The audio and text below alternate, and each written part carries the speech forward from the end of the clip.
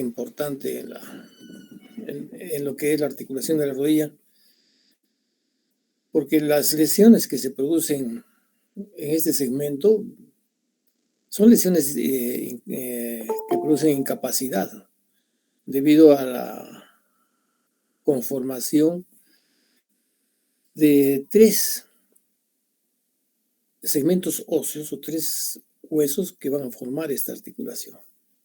Entonces ya hemos visto nosotros cómo a nivel de la región supracondilia e intercondilia se producen fracturas. Y hemos visto también cómo en las fracturas intercondilias pueden haber lesiones de los ligamentos cruzados, ¿no? Que vamos a verlo, vamos a repetir después en la clase de pasado mañana, cuando hablemos de lesiones de meniscos y elementos capsulares de la rodilla. Entonces, de igual forma, la relación que existe entre los platillos tibiales y los cóndilos femorales y la rótula están ligados básicamente a movimientos de presión, a movimientos de lateralidad, a movimientos de rotación interna y de rotación externa. Y cuando se producen lesiones en estos segmentos óseos, definitivamente van a originar alteraciones en la biomecánica de la rodilla, es decir, alteraciones en los movimientos normales de la rodilla. Por eso es que las fracturas de los platillos tibiales, que es la que nos interesan ahora, vamos a ver pues que los platillos tibiales no son cóncavos, todos los dos platillos tibiales. Ven ustedes cómo el platillo tibial medial es cóncavo y el platillo tibial lateral es convexo. En esta imagen vean ustedes acá la concavidad del platillo tibial medial. En cambio acá tiene como una especie de una elevación el platillo tibial lateral en relación a la concavidad que tiene el platillo tibial medial. Entonces, en el momento en que los cóndilos toman relación con estos platillos tibiales, no habría pues una concavidad de sustentación para los cóndilos, sino los cóndilos se deslizarían sin ninguna protección y sin un soporte sobre estas superficies. Por eso es que los cóndilos femorales, para que puedan cabalgar o puedan relacionarse perfectamente bien con los platillos tibiales, se han agregado estos elementos que son los cartílagos, ¿no? Los cartílagos que van a formar los meniscos, ¿no? Los meniscos lateral y el menisco medial, que se encuentran en los platillos medial y en el platillo lateral. Y en el platillo medial, que es la tuberosidad tibial, antes se llamaba tuberosidad del platillo medial, vean ustedes, ahí es donde se encuentran las inserciones de los ligamentos cruzados. Entonces, la importancia de esta articulación está en relación a ¿qué? En relación a las presiones que el cóndilo va a ejercer sobre los platillos tibiales, a los movimientos de rotación externa, rotación interna, movimientos de propulsión y de retropulsión, propulsión hacia adelante y retropulsión, y movimientos laterales. Miren, todos los movimientos que tiene la rodilla, que no son amplios, por lo que esos movimientos pues original, cuando se exageran, pueden lesionar los meniscos internos o el menisco externo. De igual forma, lesionar los ligamentos cruzados. Cuando nosotros hablamos de la etiología, pues lógicamente, como le decía, los platillos tibiales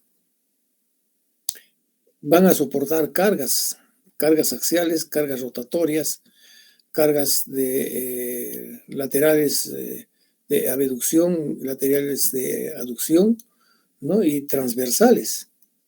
Entonces vean ustedes cómo todas estas cargas axiales van a actuar sobre los platillos tibiales.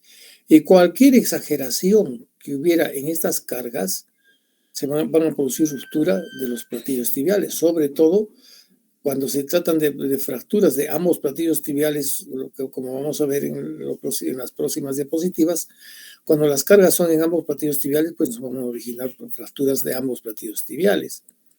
O cuando es una carga oblicua externa y una carga vertical, vamos a tener pues que se van a producir fracturas en los platillos tibiales internos. Y una oblicua interna o algo, pues no va a producir una lesión en el platillo tibial externo, ¿no? Entonces, y estas combinaciones producen las fracturas polifragmentarias de los platillos tibiales.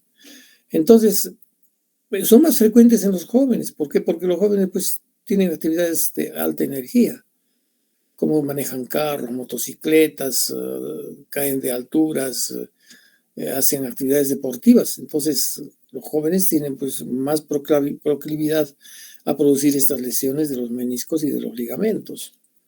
En cambio, vean ustedes, las personas de la tercera edad o los ancianos, como se les llama también, tienen mecanismos de baja energía. ¿Por qué? Por la osteoporosis.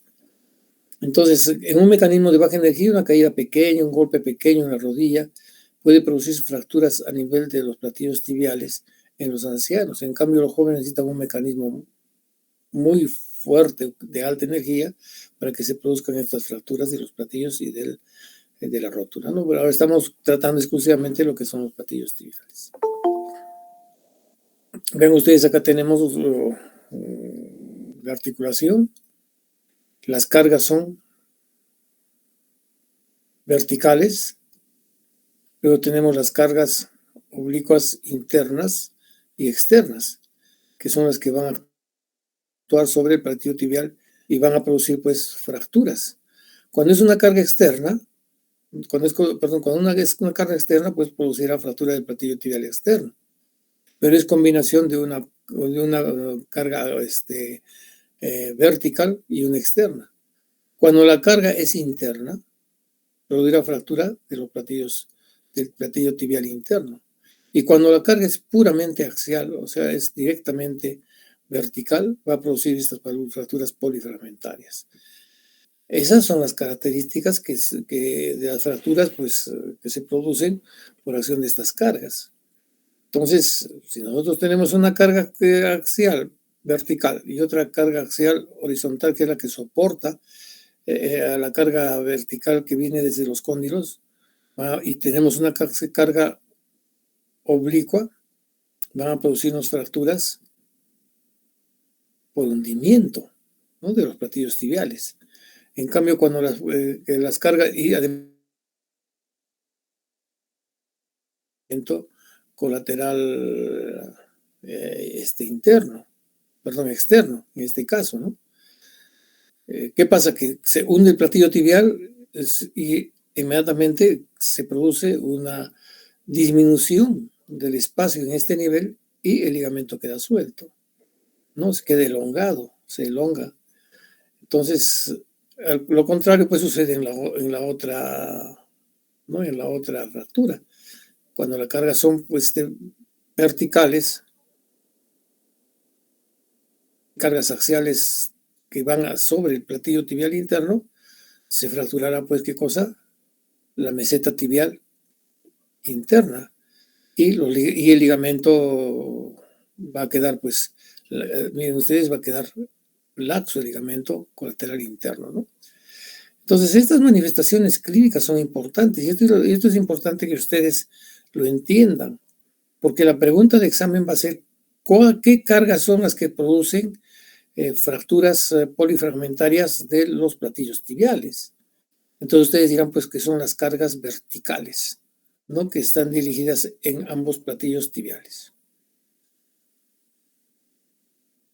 Luego tenemos pues la epidemiología, que es importante también. Miren ustedes cómo en varones entre los 50 años, o sea, es gente mayor. Generalmente estas fracturas se producen entre la gente joven, 20 a 50 años, pero el promedio que se ha sacado acá es de 50 años. Entonces es gente joven la que tiene estas fracturas. En cambio, en los ancianos, en los mayores de 50 años, ya pues son fracturas. ¿Por qué? Porque los platillos tibiales y las metáfisis tibiales superiores pues tienen un cuadro de osteoporosis. Los mecanismos generalmente son pues de alta energía, ¿no? Accidentes de tránsito, caídas de altura o accidentes deportivos en los jóvenes. En cambio, en los ancianos pues son mecanismos de baja energía. O sea, son mecanismos en los cuales el paciente de una simple caída está caminando, se tropieza y cae de rodillas, se puede fracturar los platillos tibiales, lo que no sucede en los jóvenes. Entonces, estas son las características epidemiológicas de lo que son las fracturas de los platillos tibiales, tanto en jóvenes como en ancianos.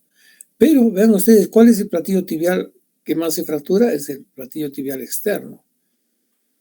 Ahora, el platillo tibial interno es el que menos se fractura y tenemos el platillo medial, que es el que se encuentra entre ambos platillos tibiales, que antes se llamaba tuberosidad tibial, medial, entonces es la que menos se fractura. ¿Por qué se fracturará más el platillo tibial externo? Porque generalmente las cargas y los traumatismos que sufre el paciente son generalmente en la cara interna de la rodilla. Y al producir las fracturas en la cara interna de la rodilla, las cargas se van a duplicar en la parte externa. Entonces, al producirse este movimiento interno, pues, de rotación interna, entonces hace que se produzcan pues, las fracturas más en los platillos tibiales externos, ¿no? Cuando se juega fútbol, cuando se juega básquet o se hace algún deporte de esfuerzo, generalmente la carga se va sobre el platillo tibial externo, ¿no? La rodilla siempre se mete para adentro para tratar de estabilizar el cuerpo. Entonces, pues, a consecuencia de eso es que se producen más fracturas en el platillo tibial externo que en el interno y que en el medial. ¿Cuál es la sintomatología? En todo traumatismo es intenso, ¿no? A nivel de la región de la rodilla. Y la rodilla pues va a tener un aumento de volumen, un edema, una hemartrosis y borramiento de las superficies óseas. Es decir, al aumentar el volumen, ¿por qué aumenta el volumen la rodilla? Porque la articulación es ocupada, ¿no? Por sangre, ¿no? Que está proviniendo de la zona de fractura. Entonces, esta sangre se va acumulando poco a poco dentro de la rodilla, que la va distendiendo y se pierden las superficies óseas. Entonces, no es posible palpar los cóndilos femorales, no es posible palpar los bordes laterales de los platillos tibiales e incluso la rótula pues tiene un sobrenadado en este líquido, está nadando, está flotando en este líquido como si fuera un barco, ¿no? Entonces, o un bote en un lago. Entonces, estas son las características. ¿Y cómo nosotros sabemos pues de que hay una fractura de los platillos tibiales?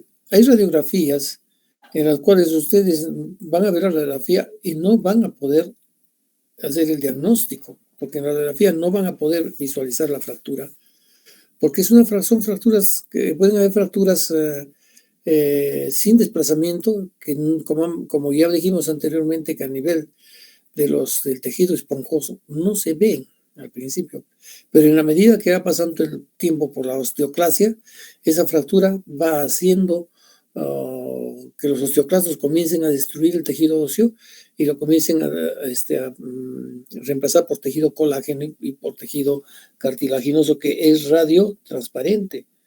Entonces, pues después de un tiempo se verá, pero ustedes dirán, y bueno, ¿qué hacemos entonces? Fácil.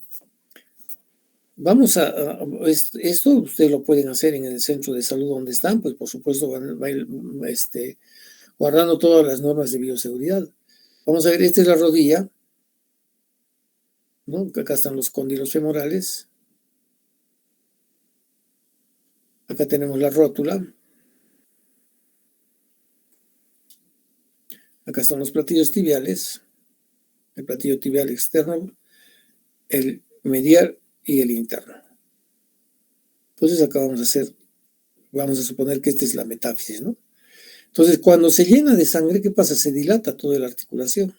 Se va a llenar de sangre toda la articulación. Entonces ustedes dividen a la articulación en 4 cuadrantes. un cuadrante superior externo, un cuadrante superior interno, un cuadrante superior, perdón, inferior interno y uno inferior externo. Entonces, con una aguja número 18 y una jeringa, ustedes van a puncionar a nivel del cuadrante, ¿no? Acá tendrán la aguja y van a puncionar a nivel del cuadrante superior interno, externo, perdón, en el borde externo de la rótula en el cuadrante superior. Entonces, en el cuadrante superior externo, ustedes harán una punción con su jeringa, no es una jeringa.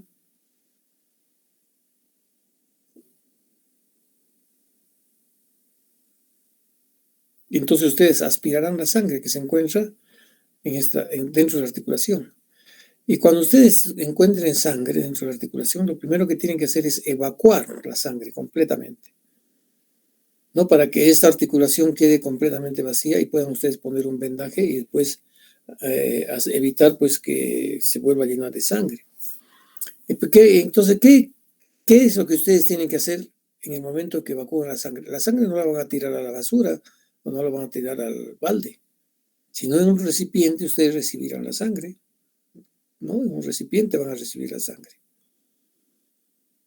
Y en este recipiente, pues la sangre está acumulada acá y ustedes dejarán unos minutos la sangre y cuando encuentren ustedes pequeñas gotitas de grasa que se encuentran sobrenadando en la sangre, ustedes van a tener la seguridad de que existe una fractura. Así no la vean radiológicamente. ¿Por qué? ¿De dónde está saliendo esa grasa? Está saliendo del tejido óseo trabecular o tejido óseo esponjoso. Entonces, esta es una forma de diagnosticar mediante una punción en la articulación. Es una forma de diagnosticar una hemartrosis y en la hemartrosis hacer el diagnóstico de una fractura cuando la fractura puede ser muy fisuraria y no tener, digamos, las características radiológicas que nos demuestra una fractura. ¿Por qué les digo, yo les sugiero esto? Porque si ustedes no hacen esta punción articular y evacúan la sangre y ven que si tiene gotitas de grasa, entonces, ¿qué va a pasar? Que ustedes lo que van a hacer es le van a vendar la rodilla y al paciente le van a dar de alta. Le van a decir, no, sabe que solamente tienes un poquito de sangre en la rodilla, no te preocupes, no es nada, no es así. El paciente va a ir a caminar y esta fractura, que era una fractura fisuraria, se va a convertir en una fractura completa y hasta compleja porque se puede producir un hundimiento del platillo tibial. Entonces, por eso ustedes en la rodilla tienen ustedes esta condición para poder hacer un diagnóstico precoz de una fractura de platillo tibial, incluso sin tener un examen radiográfico. Entonces, esa es la posibilidad. El paciente, pues, lógicamente no va a poder bipedestar, o sea, no se va a poder poner de pie, no va a poder apoyar el pie por el dolor que se produce a nivel de la región de los platillos tibiales, por el dolor. El paciente no va a poder extender ni flexionar la rodilla, entonces hay una impotencia funcional. Ahora, cuando un platillo tibial está fracturado, vamos a hacer acá otro dibujo mal hecho, pero bueno, más o menos explicativo. Cuando un platillo tibial está, por ejemplo, fracturado, ¿no? ¿Qué es lo que sucede?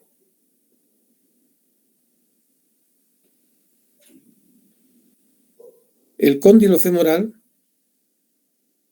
va a estar en este nivel,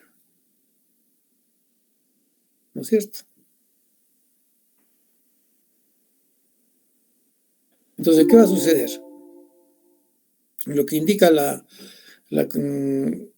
diapositiva, la desviación del eje en varo o en valgo. Entonces, vean ustedes, este es el eje del fémur que debía coincidir con el eje de la tibia. Pero si se produce una fractura, supongamos que este es el malleolo interno. Entonces, ¿qué va a pasar? Miren ustedes, este eje se ha perdido y vamos a tener una rodilla en valgo, ¿no? Una rodilla así, acá está la rótula, ¿no? Y una rodilla en esta condición.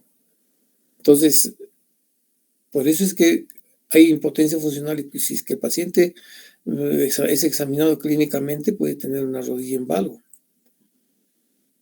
Ahora, esta desviación del eje en valgo o en varo es a consecuencia que el cóndilo pues está hundiéndose en la zona donde se ha roto el platillo tibial, donde se ha fracturado el platillo tibial. En las fracturas bicondilias, o sea, cuando hay unas fracturas que comprometen tanto el cóndilo externo como el cóndilo interno, hay un acortamiento de centímetros, pero hay un acortamiento del miembro inferior. Y nosotros debemos tener cuidado en estos pacientes, porque no se olviden que detrás de la articulación de la rodilla tenemos dos elementos importantes: la arteria poplitea y el nervio ciático. Entonces, si nosotros no hacemos una evaluación de esto, vamos a correr el riesgo de que vaya a haber una necrosis distal. E incluso hay casos en que se solicitan arteriografías para evaluar los niveles de lesión, así como hemos dicho que se pueden lesionar la arteria poplitea y el nervio ciático cuando hay fracturas supracondilias. Entonces, cuando hay fracturas también a nivel de los cóndilos, a nivel de los platillos tibiales, también pueden lesionarse este nervio y esos vasos, ¿no?, que se encuentran en la región poplitea. Y, lógicamente, producirnos lesiones vasculares y nerviosas distales. Entonces, ¿qué es lo que ustedes tienen que hacer? Es ver la circulación distal, tanto la capilar como la arterial, pues, palpando la arteria pedia o tibial posterior. O bien, pues, viendo cómo está la circulación capilar en las uñas de los dedos y comparando el pie derecho con el pie izquierdo, o con el pie fracturado con el pie que no está fracturado, ¿no? Entonces, comparando el color sobre todo. Y la sensibilidad, sobre todo en los territorios del nervio ciático. Y que es importante, los movimientos de flexo-extensión del tobillo, y cuando hay lesiones de los nervios del nervio ciático no hay ningún movimiento. Entonces hay que tener cuidado en eso, porque no va a ser que ustedes hagan la transferencia de un paciente a un hospital y que no hayan anotado bien las lesiones que se presentan, y lógicamente, ¿qué va a pasar? Que le van a echar la culpa y decir, no, este paciente ha venido así ya, si es que no le hacen el tratamiento adecuado en los hospitales. No se olviden que a veces en los hospitales los médicos no están presentes en emergencia, o o están operando y tardan un tiempo. Entonces ese tiempo puede ser crucial para poder detectar una fractura o poder detectar una lesión neurovascular que está relacionada directamente con la zona de fractura. Entonces tengan mucho cuidado en eso. Ya les he dicho, la historia clínica es importante. En la historia clínica tienen que anotar desde cómo se produjo el accidente hasta en el momento que ustedes le han revisado la uña del paciente. Y si son accidentes de alta energía, pues tienen que revisar desde la cabeza hasta las uñas de los pies. No se olviden eso, porque no van a hacer que tengan ustedes problemas médico-legales. Ahora la gente se acostumbra mucho a denunciar al médico para sacarle dinero. No es tanto por maldad, sino porque quieren sacarle dinero porque piensan que el médico pues tiene un montón de plata, ¿no? Entonces lo denuncian al médico y le piden una reparación de 100,000, 200,000 soles, que nadie los tiene en su casa ni tampoco las tenemos. Trabajando todo un año nos reunimos esa cantidad de dinero, ¿no?, por nuestros sueldos, que son míseros también para los médicos, porque nosotros deberíamos ganar más como gana un profesional en Estados Unidos o en España o en Europa. Entonces, van a tener ustedes cuidado, no se olviden mis recomendaciones, que en atención primaria, hacer una buena historia clínica, hacer un buen examen clínico al paciente. El diagnóstico. Acá tenemos pues los antecedentes traumáticos, ¿no? Si son accidentes de tránsito, accidentes deportivos en los jóvenes, o si es una caída casual de un anciano. En la clínica no se olviden ustedes del dolor, lo que hemos hablado antes, ¿no? Del dolor, el sobrenadado de la rótula en el líquido articular, el aumento de volumen de la articulación, la impotencia funcional, la impotencia para la bipedestación. Si hay una hemartrosis, ustedes ya les he enseñado, cuando nosotros tenemos una hemartrosis en la rodilla, y cuando hemos visto la cuestión esta de las fracturas de los cóndilos y las intercondilias, hemos visto nosotros pues de que acá tenemos nosotros la tibia, ¿no es cierto? Acá tenemos el fémur con sus cóndilos. Luego tenemos acá, ¿qué cosa? La rótula.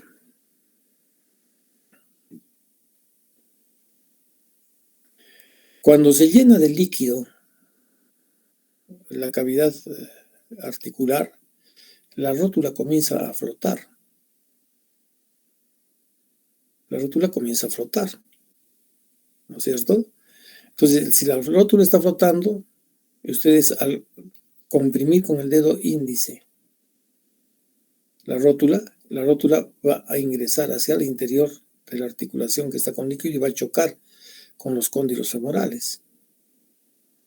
Y después, al retirar ustedes el dedo, ¿qué va a pasar? De nuevo la rótula vuelve a flotar, ¿no es cierto? Entonces, cuando ustedes presionan con el índice y la rótula choca contra los cóndilos femorales o contra los platillos tibiales, a eso se llama el choque rotuliano. No se olviden esto, por favor.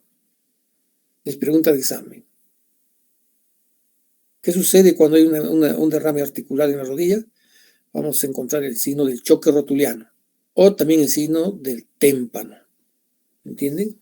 El choque rotuliano porque la rótula pues ingresa y choca contra el cóndilo femoral. Y el signo del témpano, ustedes han visto que los témpanos flotan. Entonces el témpano se lo puede deprimir, ingresar, después el témpano vuelve a flotar. Es como cuando ustedes agarran hielo y lo ponen en una cubeta con agua. El hielo está flotando, ustedes agarran el hielo, le ponen el dedo y lo hunden. Pero al sacar el hielo, al sacar la presión, vuelve a flotar.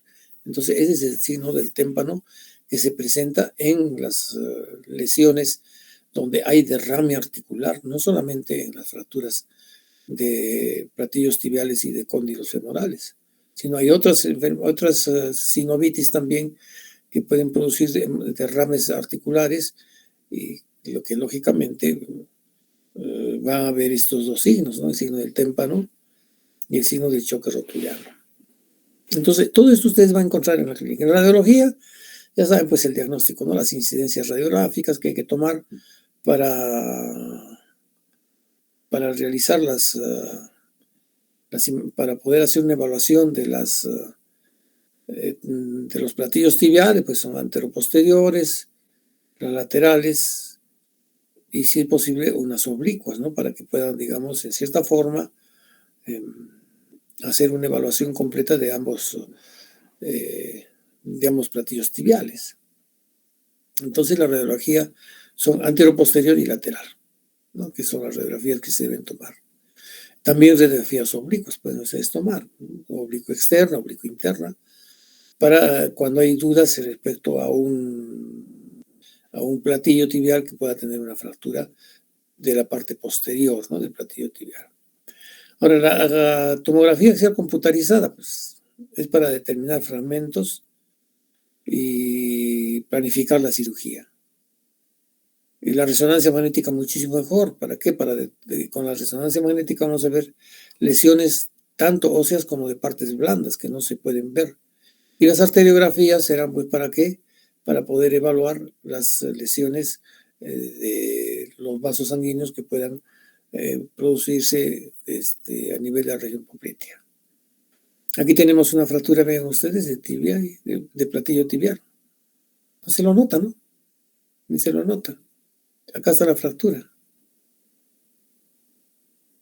Vean ustedes, la fractura está en el platillo tibial interno, está hundido el platillo tibial interno. Pero no se lo nota, ¿no? No pareciera.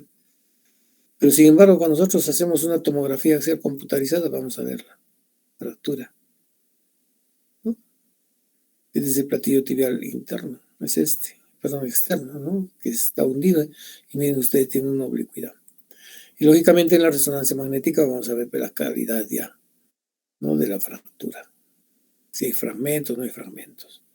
Entonces, para eso nos sirve la tomografía axial computarizada y la resonancia magnética. Vean ustedes acá la resonancia magnética, cómo nos va a permitir visualizar las partes blandas. Acá tenemos pues los platillos tibiales, los ligamentos cruzados y los meniscos, ¿no? Vean ustedes acá cómo este menisco está hundido, ¿no? que corresponde a esta radiografía. Entonces el menisco está hundido y vemos pues que si es el menisco lateral medial, está desprendido del ligamento colateral. Entonces, generalmente cuando hay fractura de platillos tibiales internos se puede producir lesiones de los meniscos, del menisco interno, con desprendimiento o ruptura incluso del ligamento colateral medial. Para la clasificación de Schalker, que es una clasificación la más sencilla, ven ustedes acá los tipos de fracturas. Estas son fracturas del platillo tibial, ¿no? Bien, la fractura del platillo tibial con desplazamiento, son fracturas por cizallamiento, si se quiere decir, ¿no? Del platillo tibial. O sea que las fuerzas han venido de arriba hacia abajo y hacia afuera. Sin embargo, cuando las fuerzas son de arriba hacia abajo y hacia afuera, pero con mayor incidencia sobre las de presión, vean ustedes cómo se puede hundir el platillo tibial. Entonces es una Schalker 2. En el Schalker 3 vean ustedes cómo ya se ha hundido más. Hay mayor hundimiento del platillo tibial y hay fractura también del platillo tibial. En la 4 es cuando hay una fractura bicondilia y también está fractura del cóndilo medial con ligeros desplazamientos. En la 5 hay un gran desplazamiento y en la 6 lógicamente ya se encuentra pues fracturada no solamente los platillos tibiales, sino también un componente de la metáfisis proximal de la tibia. Estas son las imágenes radiográficas, vean ustedes, ¿no? Esa tipo 1 puede ser la tipo 1 externa o tipo 1 interna, pero es la única que puede haber variaciones, ¿no? Pero vean ustedes acá cómo cada una de estas, en esta clasificación, cada tipo de fractura tiene su radiografía. Ven ustedes acá el hundimiento, vean ustedes acá, ¿no? Y hay desplazamiento del fragmento. Acá hay las fracturas de ambos cóndilos y esta es la polifragmentaria que está comprometiendo la metáfisis tibial, ¿no? Entonces, en la clasificación de Schalke, ¿qué se les puede preguntar? Se les preguntaría en la clasificación de Schalke qué tipo o qué grado de fractura es cuando se produce pues, una fractura con desplazamiento de ambos platillos tibiales. Entonces será pues en la clasificación de Schalke será la 5, ¿no? Cuando miren ustedes acá dije la fractura, pero no está desplazados. Pero acá sí están hundidos los platillos tibiales porque la meseta tibial medial está más alta, ¿no? Entonces ambos platillos se han desplazado. Entonces esa pregunta puede hacérseles de repente.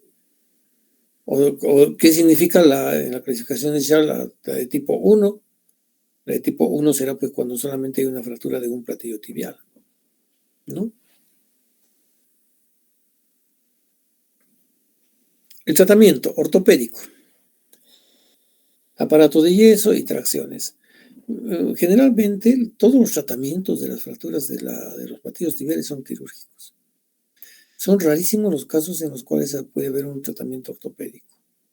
El tratamiento ortopédico y su aparato de yeso que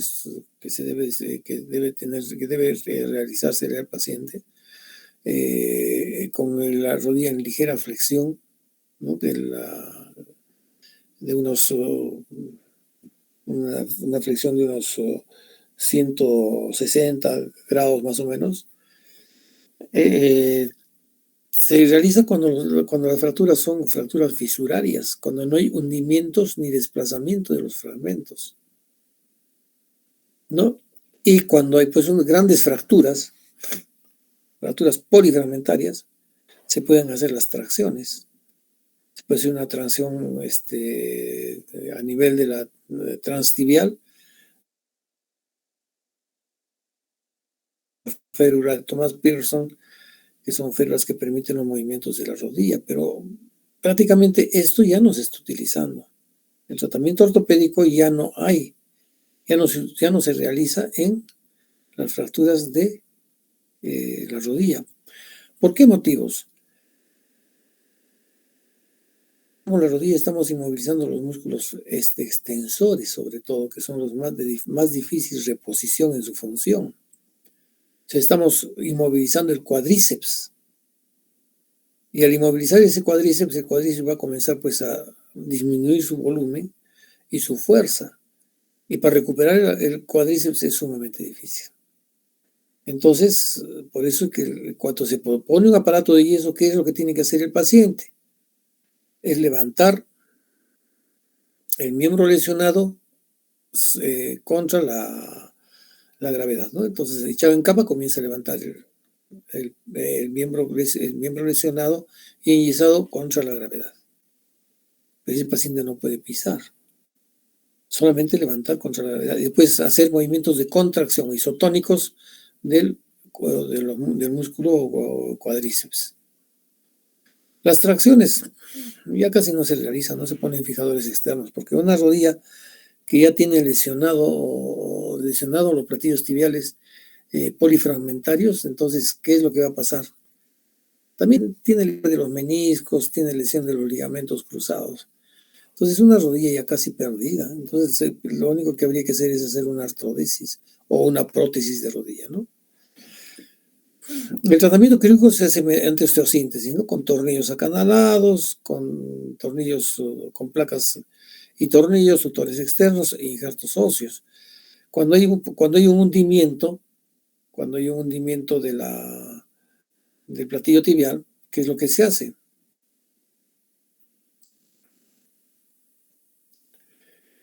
Perdón. Vamos a suponer que este es el platillo tibial. Se ha fracturado y se ha hundido, ¿no es cierto?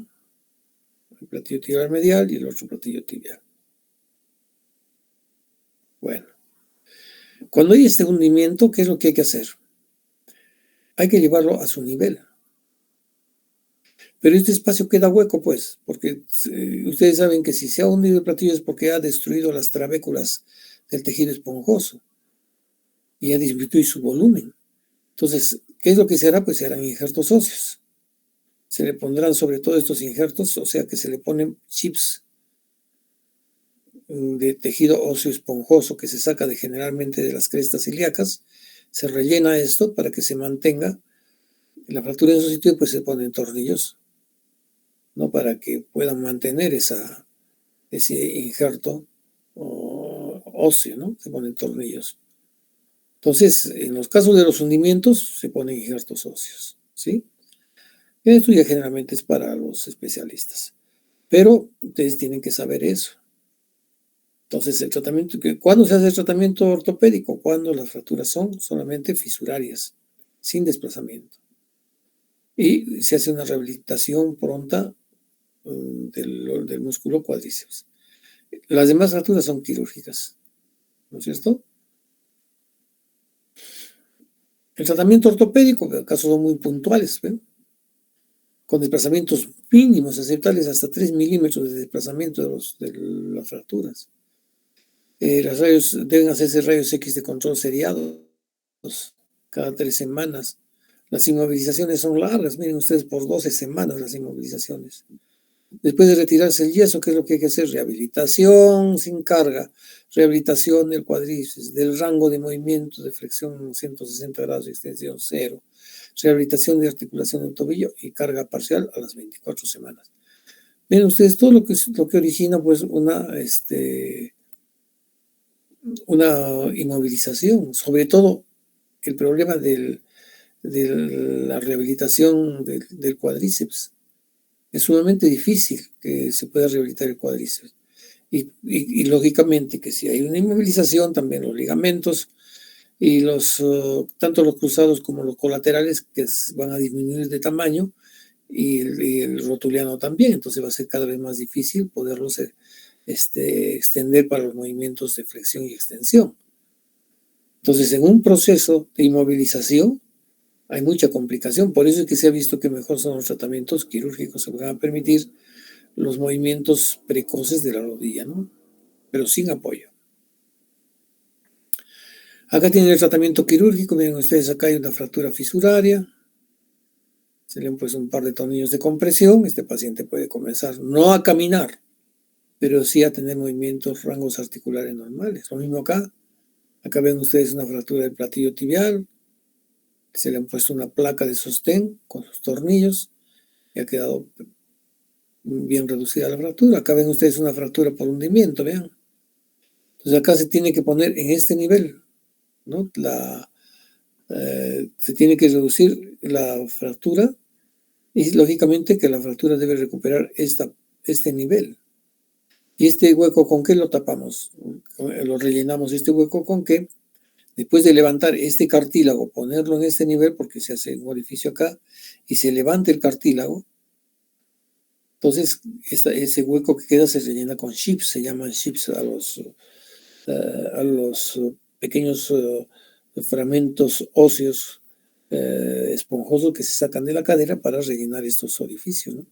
Esa es la fractura. Y vean, esta es una tomografía. Acá ven ustedes, pues se le ha colocado una placa, se ha levantado la fractura, que es esta, y esto es el relleno de los chips, ¿no? O sea, de los injertos óseos. Acá tenemos fracturas más complejas, ¿no? Que son fracturas de platillo tibial, vean ustedes.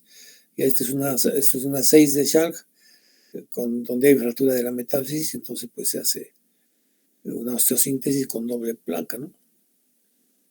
Incluso para sostener la fractura también de la metáfisis tibial.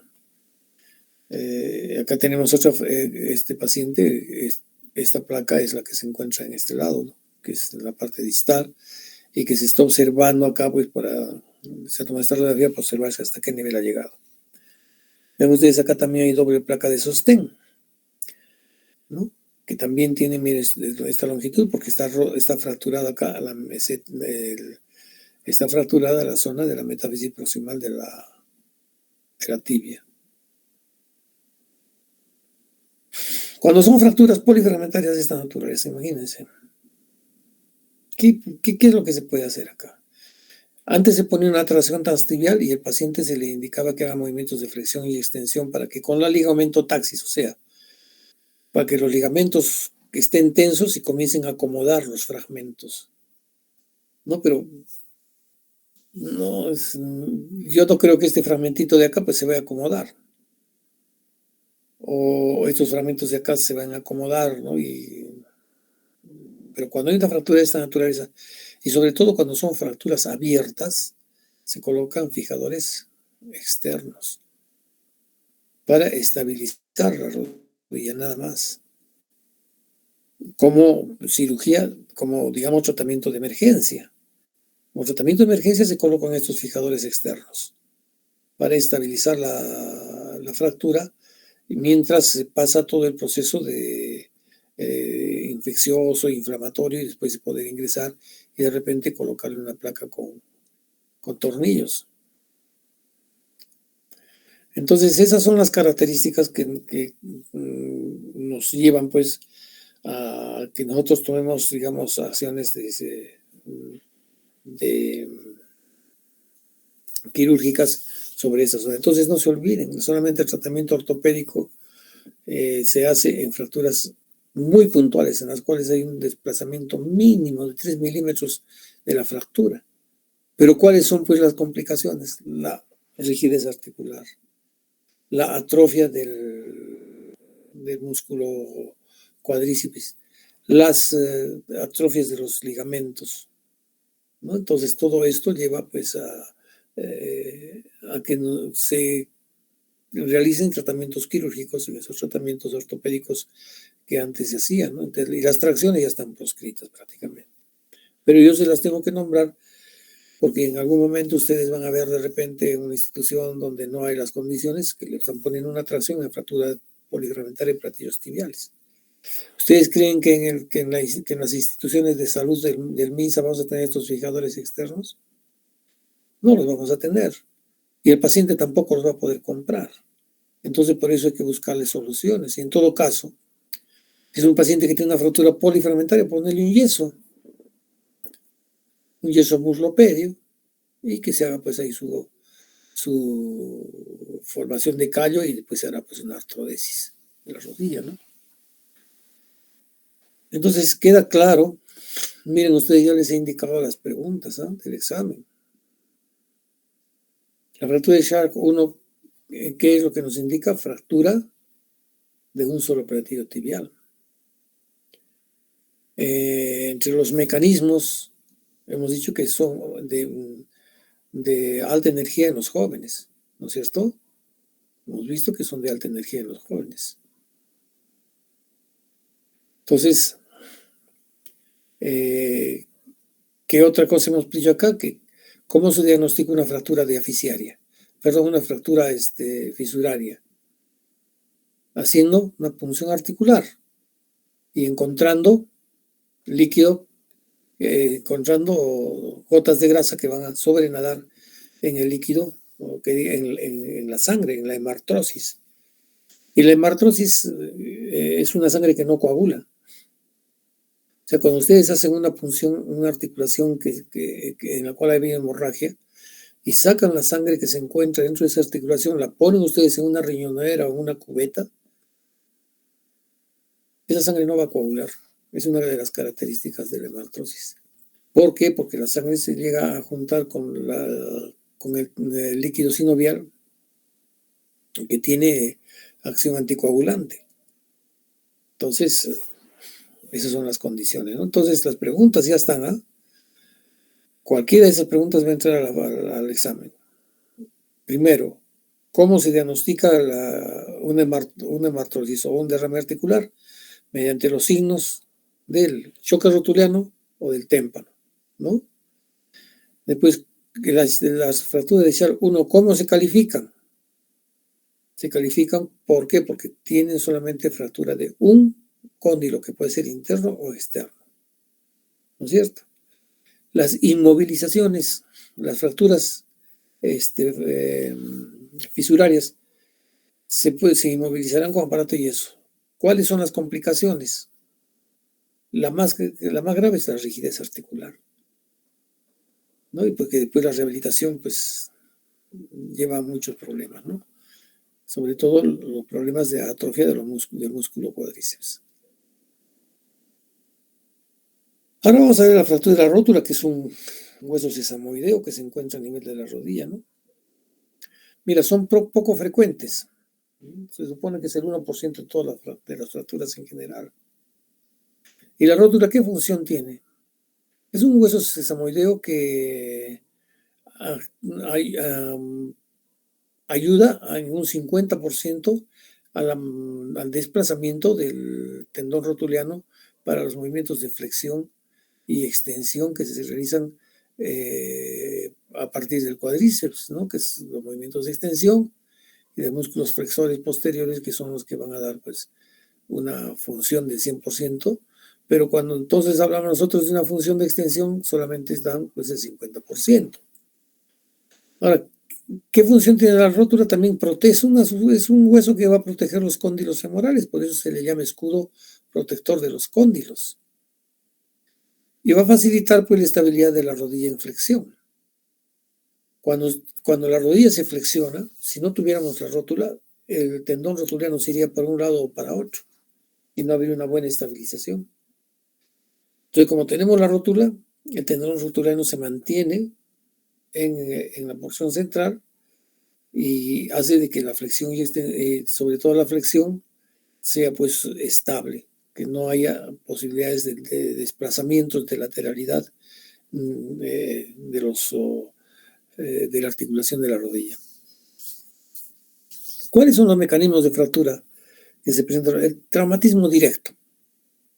El traumatismo directo, o sea, el choque que se va directamente contra la rótula, es el que produce este tipo de fracturas. Generalmente son sobre bordes afilados, ¿no? Que cae de rodillas en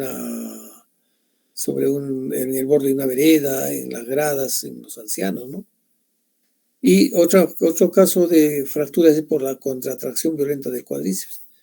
En el momento en que se produce pues un movimiento brusco y se realiza una extensión violenta de la rodilla, el cuádriceps puede arrancar el polo inferior de la rótula y convertirse pues en una fractura rotuliana, ¿no? Entonces, esos son los dos mecanismos que son más frecuentes en las fracturas de la rótula. ¿En quiénes se manifiesta generalmente esto? En gente pues, que está entre los 30 y 60 años, ¿no? Que son gente activa, tanto en la actividad deportiva principalmente, ¿no? Y en los ancianos, en las caídas, ¿no? En las caídas leves que pueden haber a nivel de su domicilio, caminando en la calle, se puede caer de rodillas y se fractura la rótula. Los mecanismos principales por los que se pueden originar la contractura muscular, hemos dicho que se produce una gran contractura, y el tendón del cuádriceps y el tendón rotulano puede arrancar o puede esfacelar pues, el polo inferior de la rótula. O puede producirse también una fractura de la porción media, ¿no? Miren ustedes caídas de peldaños en una escalera, los filos, ¿no? De los peldaños se golpean y fracturan la rótula.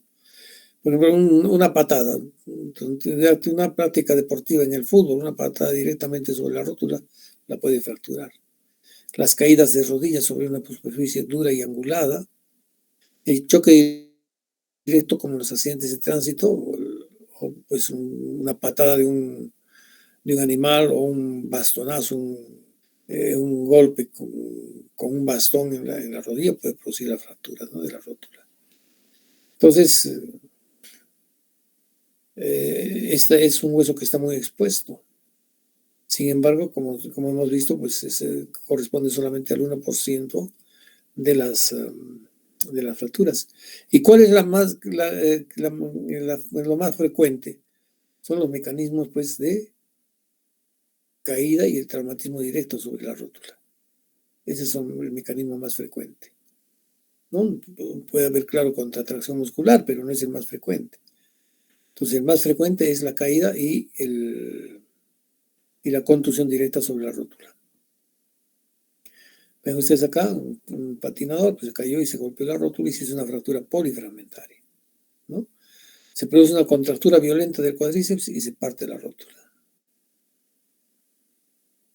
Ya no les explico a ustedes sobre los alerones de la rótula, porque eso ya es de especialidad, por cuál es el motivo que se debe de hacer unas suturas de los alerones para restituir pues, la estabilidad de la rótula dentro de la articulación. En fin, eso ya no les interesa a ustedes. Si no les interesa que el traumatismo directo es el traumatismo más frecuente, el que va a producir fracturas de la rótula. Y si es sobre un borde afilado, le va a producir una fractura transversa. Sin embargo, la contractura violenta también del cuádriceps puede producir también una fractura transversa de la rótula. Vean ustedes acá los signos, pues además de encontrar una hemartrosis, ¿qué es lo que ustedes van a encontrar? Una separación o una especie de un espacio, una concavidad a nivel de la rodilla, lo que no se encuentra normalmente cuando palpan ustedes. ¿Y por qué habrá esta concavidad en la rodilla? Porque la rótula se ha dividido, vean ustedes acá, ¿no? Así es como se ve. La rótula está dividida y lógicamente el paciente va a tener esta forma de presentar en la inspección puede presentar esta forma de manifestación, o puede presentar también una gran hemartrosis, ¿no? Donde ustedes con introducir el dedo pueden encontrar la división de la rótula, la separación de la rótula y hacer como una especie de una cavidad en la rodilla. Pero ¿cuál es el signo más importante? La impotencia funcional a la elevación, o sea, la extensión de la rodilla. Es como cuando hablamos, ¿se acuerdan ustedes de las fracturas del olecrano? Que hemos dicho que de las fracturas del olecrano hay impotencia funcional a la extensión del codo. Acá en las fracturas de rótula hay impotencia funcional a la extensión de la rodilla. Ese es el signo más importante, no se olviden. Si les pregunta examen, ¿cuál es el signo más importante? No síntoma. Signo más importante de una fractura de rótula es la impotencia funcional a la elevación de la pierna, o sea, poner a la rodilla en extensión, ¿no? Entonces, el signo más importante es la impotencia funcional a la extensión de la rodilla. El diagnóstico, pues ya saben ustedes, una buena historia clínica y una exploración física. Ahora se pueden hacer también exámenes radiológicos, ¿no? Desde una radiografía simple anteroposterior, pues, que nos va a dar las características de la fractura, si es una fractura transversa, es una oblicua, o si es una longitudinal, en fin, ¿no? Y la anteroposterior nos va a permitir también evaluar lesiones, pues, de los cóndilos, de los platillos tibiales, porque pueden haber fracturas de rótula donde también se han comprometido los platillos tibiales y los cóndilos. Las laterales nos van a permitir valorar el grado de conminución, es decir, si hay varios fragmentos o no. El desplazamiento de los fragmentos, si los fragmentos se han desplazado uno arriba y otro abajo. Y el compromiso de la superficie articular. Vamos a ver cómo es esta radiografía de Mechant que nos permite ver la rótula en una incidencia anteroposterior en toda su extensión y sobre todo en los bordes, ¿no? En el borde interno. Y esta axial, ¿para qué? Para identificar defectos osteocondrales, o sea, cuando se produce un traumatismo de rótula, no solamente puede haber lesión de la misma rótula, sino pueden haber desprendimientos de los cartílagos, de los cóndilos o de la misma rótula, desprenderse pedazos de fragmentos acompañadas de cartílago, que eso sí que no se reconoce o no se retira en el momento de la cirugía, pueden producir artrosis de rodilla. Con esta de Merchambian, que también pues las fracturas de trazo vertical o longitudinal se pueden ver perfectamente bien. La resonancia magnética, ya saben, pues no es para identificar fracturas marginales, o sea, hay lesiones de partes blandas concomitantes, si hay sospecha de procesos infecciosos. Y el TAC, para identificar el número de fragmentos, ¿no? Que eso es todo lo que nos sirve el TAC. Acá tenemos una clasificación, miren ustedes, no desplazadas, transversas desplazadas, del polo inferior, o también puede ser del polo superior, las multifragmentarias, sin desplazamiento, o en estrella que también se llama, las multifragmentarias desplazadas, las verticales y las osteocondrales, ¿no? Después se desprende una porción ósea y de cartílago nada más, sin que se comprometa la cara anterior. Estas verticales también se llaman las fracturas de las bipartitas, ¿no? De las fracturas bipartitas. Entonces, ¿y por qué son fracturas bipartitas? Porque se parten la rótula en con un trazo de arriba hacia abajo, ¿no? Un trazo longitudinal, no transversal. Pero en algunos casos puede haber esta imagen en la rótula. Entonces, ¿pero qué resulta? De que esto no es una fractura, puede ser una imagen así, y que ustedes van a ver como si fuera una fractura, pero en realidad no es una fractura. ¿Por qué? Porque la rótula ontogénicamente comienza a crecer y va a tener dos núcleos de crecimiento, ¿no? Dos núcleos de crecimiento que posteriormente estos núcleos de crecimiento van a juntarse y van a formar la rótula completa. Y la falta de desarrollo completo de la rótula es que se produce esta imagen de fractura de rótula, ¿no? Bipartita. Entonces no se olviden de que las tomografías axiales, que digan las resonancias magnéticas y las tomografías axiales computarizadas nos permiten sobre todo para ver qué cosas, las lesiones osteocondrales o las lesiones polifragmentarias. Yo les puedo poner una pregunta. ¿Qué examen usted realizaría para determinar el número de fragmentos que presenta una rótula?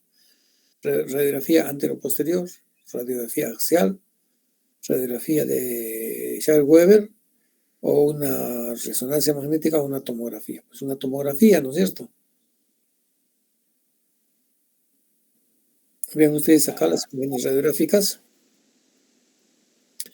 Ven ustedes un desprendimiento del polo inferior. Acá se denota una fractura lineal que va desde el polo superior al polo inferior. Acá una transversa, que la vemos acá bien en una lateral. Acá vemos una marginal parcial, como acá también, pero acá esta es una fractura polifragmentaria. Vean ustedes, acá sí ya tenemos una polifragmentaria. Esta es la de Merchant que les decía, son incidencias en la cual podemos ver, vean ustedes, toda la rótula, tanto en su cara anterior como en su cara posterior. Y esta nos va a determinar los ejes de la rótula, que no son de importancia para ustedes, esto es más para especialistas. Si no, digamos, pero es una radiografía axial de 45 grados. El tratamiento es no quirúrgico. El tratamiento no quirúrgico se utiliza un yeso inguinomalleolar, o sea, lo que nosotros hemos llamado la calza de yeso, ¿no? Y esto solamente está indicado pues en fracturas no desplazadas, ¿no?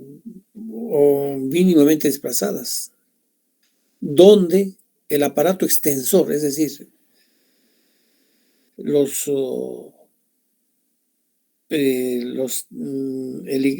tendones, tanto del vasto externo, vasto interno y el recto anterior, que van a irse por encima de la rótula, no se han lesionado. O sea, en los casos en que no hay lesión del aparato extensor, o sea, no hay ruptura del aparato extensor, en este caso se puede hacer un tratamiento ortopédico. Entonces, ¿qué es lo que hacemos? Ponemos pues al paciente con un yeso, una calza de yeso, sea un yeso muslo, que va desde el muslo hasta los tobillos, en extensión, durante 4 a 6 semanas. Se puede comenzar con esta calza de yeso a caminar, pero con muletas o con bastones canadienses, no se puede apoyar directamente. Precozmente el paciente puede levantarse y caminar, pero con muletas o bien apoyando muy suavemente el pie con bastones canadienses o principalmente con con apoyo, ¿no? de muletas. Entonces, puede precozmente también iniciarse los movimientos de contractura de los músculos del cuádriceps. No pueden hacer ejercicios del cuádriceps. Entonces, debe iniciarse precozmente estos ejercicios. Después, comenzar a elevar también, como habíamos dicho también, las fracturas de platillo tibial que no están comprometidas, que no están desplazadas, también se pueden elevar, si se pone yeso, elevar pues el miembro enyesado echado en la cama, se lo hace elevar. Eso es, pues, esos son ejercicios isométricos también que se realizan con la contractura del cuádriceps para el fortalecimiento del cuádriceps. Inmediatamente se ha visto de que hay una consolidación, o sea que la fractura ya no se ve radiográficamente, pues se retira el yeso. Y en forma progresiva se hacen ejercicios activos de flexión y extensión. Podemos utilizar un aparato ortético de rodilla que tiene flexión bloqueada, o sea, con limitación de la flexión.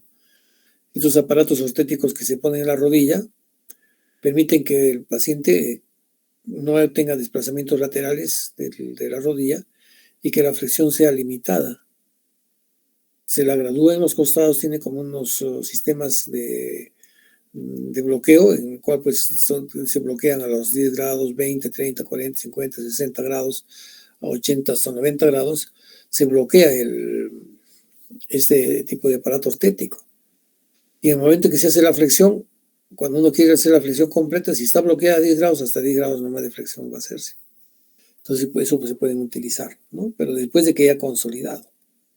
Entonces, es importante el tratamiento ortético, ¿no? El tratamiento quirúrgico está recomendado pues cuando hay desplazamientos de 2 milímetros, ¿no? Más de 2 milímetros. Y cuando hay pues desplazamientos de 3 milímetros de separación entre fragmentos, disrupción del mecanismo extensor, es decir, cuando el mecanismo extensor, o sea, los ligamentos del cuádriceps están rotos y entonces hay que hacer de todas maneras tratamiento quirúrgico. En las fracturas con minuto, fracturas osteocondrales también. Pues en fracturas marginales del trazo longitudinal asociadas a conminución de desplazamiento y fracturas expuestas. En todo tipo de fracturas donde hay desplazamientos, ya sean osteocondrales o sean fracturas donde se ha lesionado el aparato extensor, debe ser tratamiento quirúrgico. Eso solamente para que ustedes tengan un concepto general. ¿Y cuál es el sistema más adecuado para ese tipo de fracturas de rótula? Es el sistema Wenck. Con este sistema Wenck, el paciente al día siguiente de la intervención quirúrgica puede comenzar a realizar sus movimientos de flexión y extensión. ¿Por qué? Porque ya hemos visto de que el sistema Wenck, en el momento en que se produce la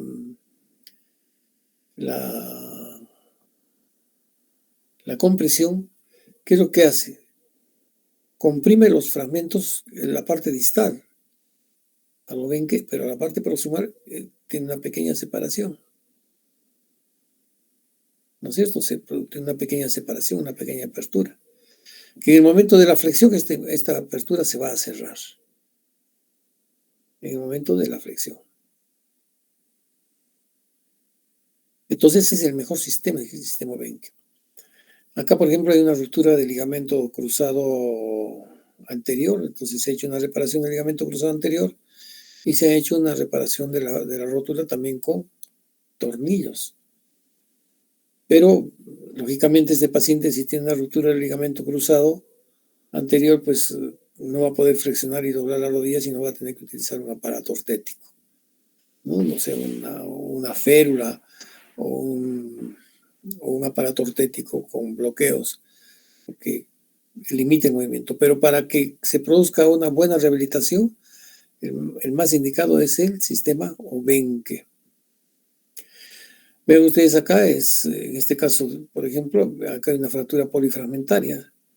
Este es un sistema donde se colocan estos clavos que van a pasar de un lado al otro, ¿no? Y se reducen los fragmentos de la rótula. Primero pues se reducirá los fragmentos que están partidos longitudinalmente, entonces se pondrá un clavo transversal, pues, o sea, se reducen todos los fragmentos y se van colocando los clavos en medida que se va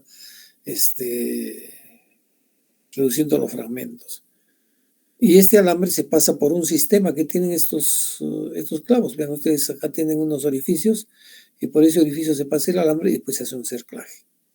Y después se cortan pues en este nivel los clavos para eliminar y poder cerrar la herida.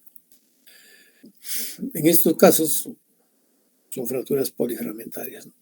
Pero en caso de fracturas como esta, por ejemplo, que es una fractura abierta, miren ustedes, ¿no? Con exposición de la rótula, ¿qué es lo que se hace? Se ponen fijadores externos y se hace la reparación de la rótula de los tejidos blandos, para evitar de que haya material de osteosíntesis a nivel de la rótula, y este material de osteosíntesis puede originar pues un proceso infeccioso.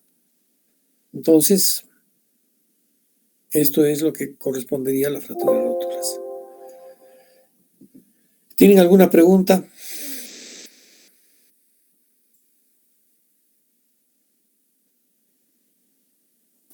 Doctor, buenas noches. Una consulta. Doctor, en caso, por ejemplo, de una fractura transversa y que no haya sido tratada, más o menos después del año de tiempo, ¿se podría reducir, doctor, la fractura? Se puede intentar reducir, claro. Habría que primero los bordes de la fractura hay que reavivarlos. ¿no? Se reavivan los bordes de la fractura, se somete ese segmento proximal a tracción, o sea, se pone un clavo de Kirchner sobre el fragmento proximal y se lo comienza a traccionar durante unas 2 a 3 semanas hasta que llegue a relajarse la musculatura del cuádriceps y podamos nosotros afrontar los fragmentos. En este momento, ya que se pueden afrontar los fragmentos radiológicamente, se evalúa y se ingresa quirúrgicamente, se reavivan los bordes y se pone pues un sistema Obenque, ¿no? Una fractura transversa. Algo que quería decirles es que cuando hay fracturas polifragmentarias irreparables se puede hacer una patelectomía, o sea, se puede retirar la rótula y no hay ningún problema. Los pacientes van bien siempre y cuando se conserve el aparato lateral de estabilización de la rótula, que son los alerones laterales, ¿no? Pero sí, se puede una fractura que es transversa, sí, pero las polifragmentarias ya es difícil porque esas ya consolidan y han perdido todas sus posibilidades de reducirse quirúrgicamente. Entonces, cuando es una fractura antigua, se puede reducir, pero lo primero que hay que hacer es poner un clavo de tracción para que el fragmento proximal pueda llegar al nivel del fragmento distal y después de eso ya recién hacer la cirugía, ¿no? Hay gente que se queda con su rótula así partida en dos, pues se ponen yo he visto a pacientes que vienen incluso con la rótula así porque se han puesto como una especie de una férula de carrizos a los costados, ¿no? Y incluso se envuelven toda la rodilla con estos carrizos, de tal forma que el paciente siempre camina con el pie, camina sin doblar la rodilla. A los que les llaman así patepalo, les dicen algunos, ¿no? Entonces, sin doblar la rodilla, vienen caminando, pero están con su fractura de rótula, pues. Entonces, ¿qué va a pasar? Que la contracción del cuádriceps hace de que el fragmento proximal se desplace hacia arriba, ¿no? Sí, hay más preguntas, por favor.